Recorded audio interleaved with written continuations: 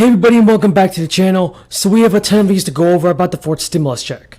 You want to be sure to stay until the end of this video to find out more news about this. So lawmakers in Congress are currently worried about the millions of Americans that are still out of the workforce.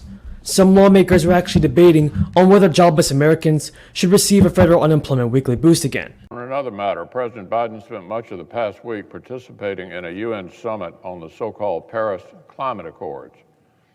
The event was billed as a serious meeting of world leaders committed to taking action on climate policy. More than 1,000 VIPs arrived in a parade of no fewer than 400 private jets. 400 private jets, a mode of transportation that some climate activists say is up to 14 times more polluting than commercial aviation. Hypocrisy was on full display at that meeting. The topic of discussion was a bad deal that after 6 years has failed to hold any of the major signatories to their commitments on reducing emissions.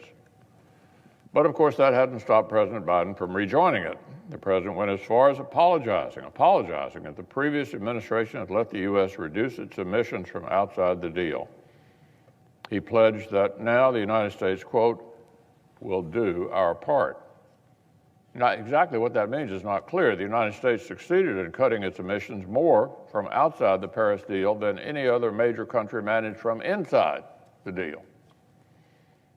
So President Biden apologized for outperforming the deal, and his counterparts welcomed America's new commitment to reduce U.S. emissions 50% by 2030 without a single specific on how to achieve it. Now, while America's emissions have fallen, the world's leading carbon emitter apparently has a free pass to keep on increasing its emissions until 2030. According to China's own representatives, their massive and thriving economy is still in a, quote, special development stage. Special development stage. We're talking about a country that built more than 3 times as much new power capacity as the rest of the world combined in 2020.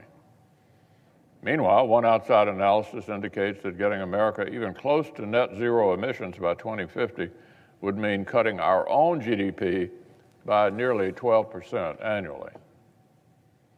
That's trillions of dollars shipped out of this country every year. Competitors like China. Number of critical nominees for our national security and is going to be shamefully blocked.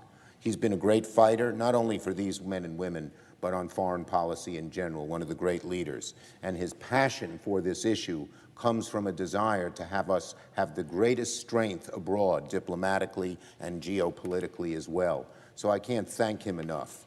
And Mr. President, of all the mandates of the government, the most important is protecting the American people from threats, foreign or domestic. To do so, the President relies on an army of dedicated public servants, our expert ambassadors, diplomats, undersecretaries, assistant secretaries, who play a critical role in our government. But for months, some Senate Republicans have gone to great lengths to place pointless holds on over 100 of these nominees. The consequence, scores of empty desks in the State Department, in our embassies, in the Department of Treasury and other agencies. These nominees are not controversial. They're routinely confirmed by consent in this chamber until a few people decided that they wanted to make a big show of this for whatever reason. No one ever did this before. No one ever did this. Maybe one individual nominee here and there, but not all of the nominees, so risking the security of the United States. By this point in the Trump administration, for instance, both sides worked together to confirm 32 ambassadors by voice vote.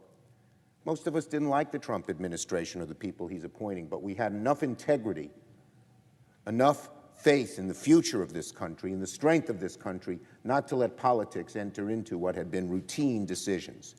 Right now, Republican obstructionism has meant only 4 nominees have been agreed to. So, the bottom line is, let me be clear. Republicans who are holding up these nominees are endangering our national security, making it harder for our country to respond to threats at home and abroad. We hear a lot of talk about national security on the other side, But when it comes down to is they're preventing 32 State Department nominees and 10 Defense Department nominees for quick confirmation. That is wrong, and I would hope that they would think about it and let these fine people go through the way it has been done under Democratic and Republican administrations in the past. I thank my colleague from New Jersey once again for exceeding expectations. Employment rose by an impressive 531,000 last month, and the unemployment rate edged downward to 4.6% alone. The growth in new jobs was widespread across a large number of sectors.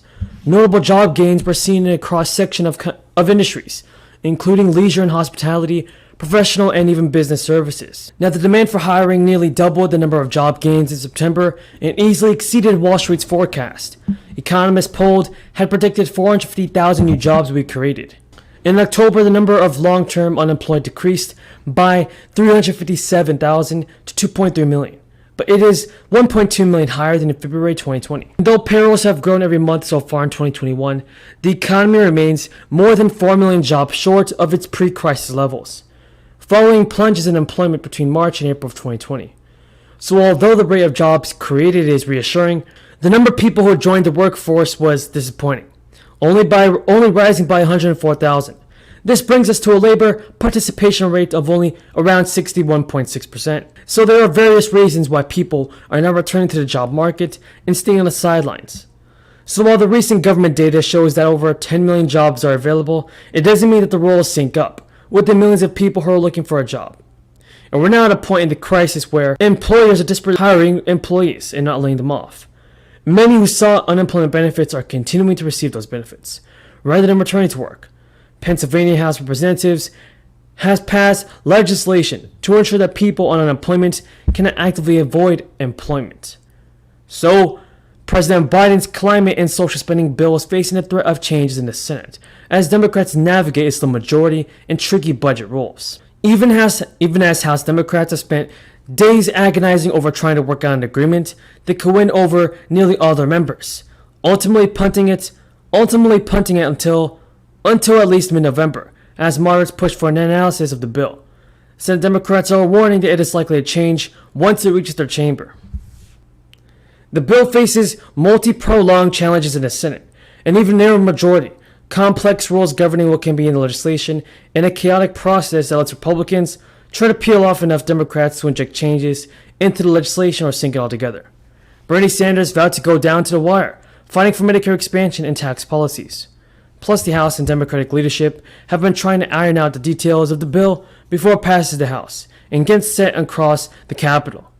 To smooth this path, asked President Biden and assure nervous moderates.